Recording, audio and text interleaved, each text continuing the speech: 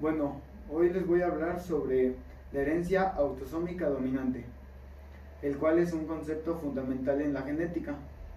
Hoy vamos a desglosarlo de forma clara y concisa para que puedan comprenderlo. ¿Qué significa autosómica dominante? Autosómica indica que el gen afectado se encuentra en uno de los 22 pares de cromosomas no sexuales, autosomas. El dominante significa que una sola copia del gen alterado o mutado es suficiente para que se manifieste la característica o enfermedad. ¿Cómo se hereda? Un gen, dos alelos. Cada gen está compuesto por dos alelos, una copia heredada de cada progenitor. El alelo dominante. En este caso el alelo mutado es dominante sobre el alelo normal. La transmisión. Si uno de los padres tiene el alelo mutante, hay un 50% de probabilidad de que cada hijo lo herede y por lo tanto manifieste la característica.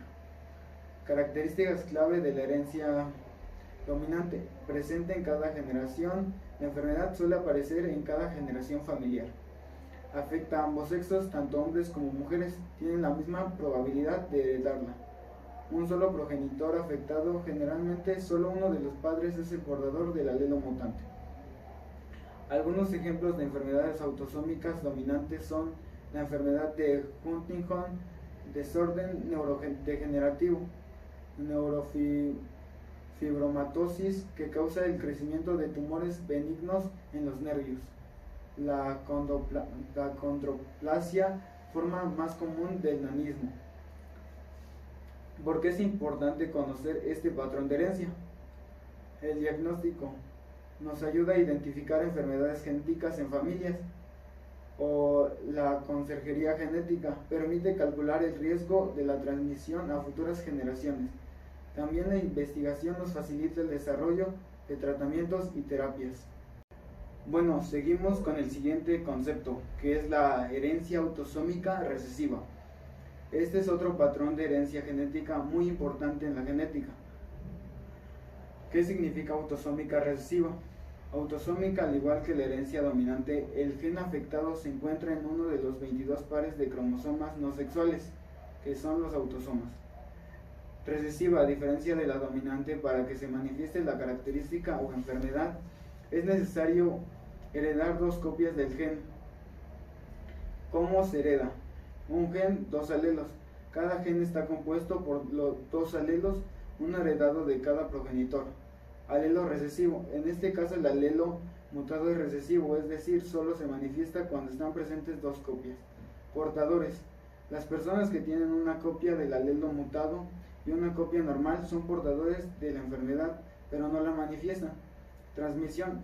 Si ambos padres son portadores, hay un 25% de probabilidad de que cada hijo herede las dos copias mutadas y desarrolle la enfermedad.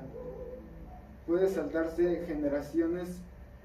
Los padres portadores no pueden no mostrar la enfermedad, pero transmitirla a sus hijos.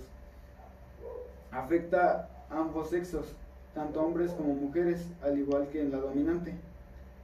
Ambos progenitores deben ser portadores. Para que un hijo desarrolle la enfermedad, ambos padres deben de ser portadores o tener la enfermedad. Ejemplos de enfermedades autosómicas recesivas. Algunos ejemplos son la fibrosis quista, que afecta principalmente a los pulmones y al sistema digestivo. También la anemia falciforme, que es la alteración de la hemoglobina de los glóbulos rojos. La enfermedad de Tay-Sachs, que es el desorden neurodegenerativo. ¿Por qué es importante conocer este patrón de herencia? En el diagnóstico nos ayuda a identificar enfermedades genéticas en las familias, o en la conserjería genética permite calcular el riesgo de transmisión a futuras generaciones. La investigación facilita el desarrollo de tratamientos y terapias. ¿Y cuál es la diferencia entre la herencia autosómica dominante y la recesiva? Característica. Los números de copias mutadas necesarias para la dominante es una y para la recesiva son dos. Para los portadores en la dominante no manifiestan la enfermedad y en la recesiva pueden ser asintomáticos. La probabilidad de transmisión en la dominante es el 50% para cada hijo de un progenitor afectado, o en la recesiva un 25% si ambos padres son portadores. Ahora vamos a ver el concepto de la determinación del sexo. Bueno, la determinación del sexo es un tema fascinante en biología, aunque la mayoría de nosotros no estamos familiarizados con el sistema XY en humanos. Es el proceso biológico que determina si un organismo será macho o hembra. Este proceso puede estar influenciado por factores genéticos, ambientales o una combinación de ambos. El sistema XY es muy común en mamíferos, incluyendo humanos. Las hembras tienen 2 cromosomas X, mientras que los machos tienen un cromosoma X y uno Y.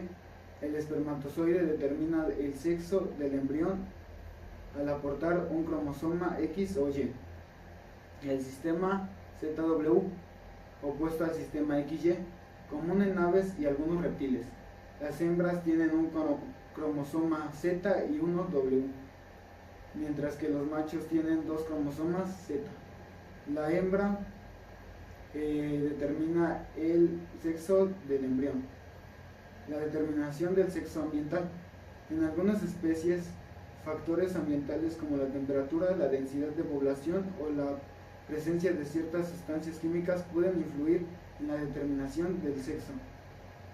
Por ejemplo, en algunas tortugas marinas la temperatura de incubación de los huevos determina si nacerán machos o hembras. Otros factores que influyen en la determinación del sexo son genéticos, son los cromosomas sexuales, y otros genes juegan un papel crucial. Ambientales, factores externos del ambiente. ¿Y por qué es importante la determinación del sexo?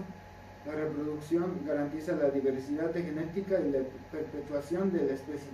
El desarrollo influye en el desarrollo de características sexuales secundarias, y comportamiento puede influir en el comportamiento social y reproductivo. Bueno, y eso es todo por hoy. Muchas gracias por su atención.